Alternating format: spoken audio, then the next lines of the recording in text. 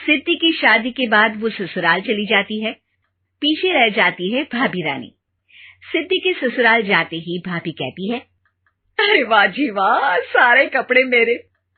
हाय रे पैंट, अरे वाह वाह, मजा आ जाएगा। अरे ये सिद्धि की अलमारी के सामने खड़े होकर क्या बड़बड़ा रही है? जाकर देख मेहमानों को विदाई की मिठाई मिली कि नहीं। अब हाँ माँ जी, क्यों नहीं, लेकिन पहले कपड़े तो बदल लूं। अब रानी आ जाती है सिद्धि के उन कपड़ों में जो वो ससुराल जाने से पहले घर छोड़ जाती है। अरे रानी, कुछ दिन रुक जाती। अरे ये तो सिद्धि बिटिया को मैंने ही दिया था, बड़ा ही फबता था उस पर, तुझ पर तो कुछ खास नहीं लग रहा।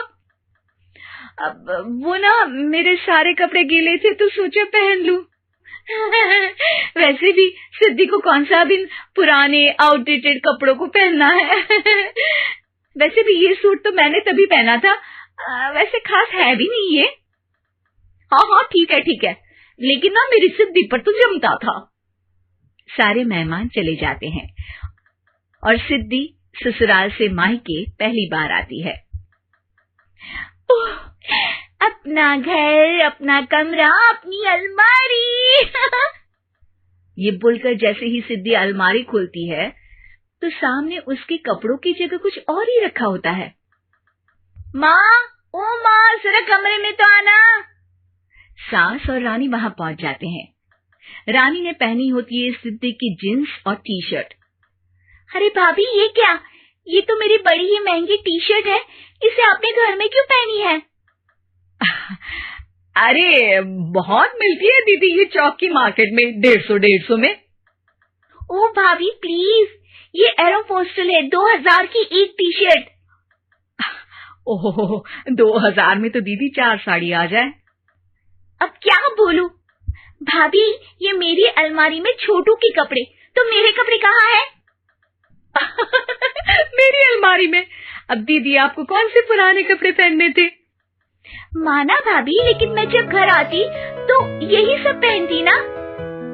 अरे तुम तो बड़ी कंजूस हो दीदी। खैर वक्त आता है जब सिद्धि ससुराल के लिए रवाना हो रही होती है। अरे रानी, अंदर से सिद्धि का गिफ्ट ले आ, लड़की पहली बार ससुराल से मायके आई है। रानी अंदर जाती है और एक सिंपल सी साड़ी लेकर बाहर आ जाती है। ये लीजिए माँ जी। सास बेटी को गिफ्ट देकर ससुराल भेजती है। अगले दिन रानी एक सुंदर सी साड़ी पहनकर सामने आती है। अरे रानी, ये तो वो साड़ी है जो मैंने सिद्धि को देने के लिए दी थी जब वो ससुराल ले जाती, लेकिन ये तूने कैसे पहन ली? अरे माँ जी, ये साड़ी तो मुझे बहुत पहले से ही पसंद थी, लेकिन चिंता न करिए, मैंने सिद्धि के लिए भी अच्छी सी साड़ी दी है। हाँ। तभी सिद्धि का फोन आता है। क्या माँ, कुछ अच्छा तो दिया होता ससुराल ले जाने के लिए। अरे पहले दिखा दिया होता। ये चमकते हुए पैकेट में नौकरानी वाली साड़ी मत दिया करो माँ। अरे बेटे, वो तेरी भाभी ने ना गलती से उससे पैकेट बदल गया। हाँ, मैं कल ही तेरे भाई के हाथ से तेरा वाला पैकेट भेज दूंगी। अरे रहने दो माँ, आई एम श्योर भाभी ने अभी वही साड़ी पहनी होगी जो तुमने मेरे लिए रखी थी। तुम तो समझ नहीं पाई उनको। खैर छोड़ो, मैं ज्यादा बोलती अच्छी नहीं लगती, रहने दो। आपको उन्हीं के साथ रहना है, फिर बात करेंगे। सास को रानी पर गुस्सा आ जाता है। वो उसके कमरे में जाती है जहाँ वो शादी का एल्बम देख रही होती है। रानी, मार्केट जाकर एक ऐसी ही साड़ी लेकर आ, कल प्रतीक जाकर सिद्धि के घर दे आएगा। अरे क्यों माँ जी, कितनी साड़ी देनी है दीदी को? यहाँ कोई सेल लगी है क्या? अरे चुप कर, तेरे बेटी के हिस्से की साड़ी खुद पहन ली, अब ज्यादा ज्ञान बांट रही है। एक दिन सिद्धि का फोन आता है। माँ, मेरी सास ने आज सबको खाने पर बुलाया है।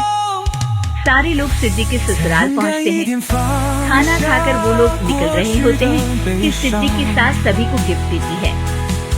अरे बहन जी, बेटी के घर का खाना खा लिया, यही बहुत है जो आप ऊपर से गिफ्ट भी दे रही है।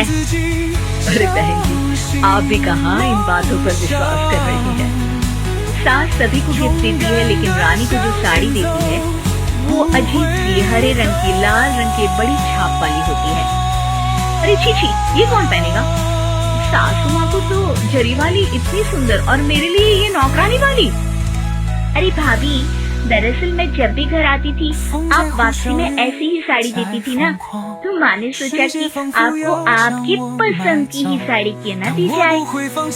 बेचारी रानी, बोलती भी तो क्या। सिद्धि और सास रानी का चेहरा देखकर हंसने लगती है, तो रानी समझ जाती है कि अपनी ही बिछाए जाल में फंस चुकी है।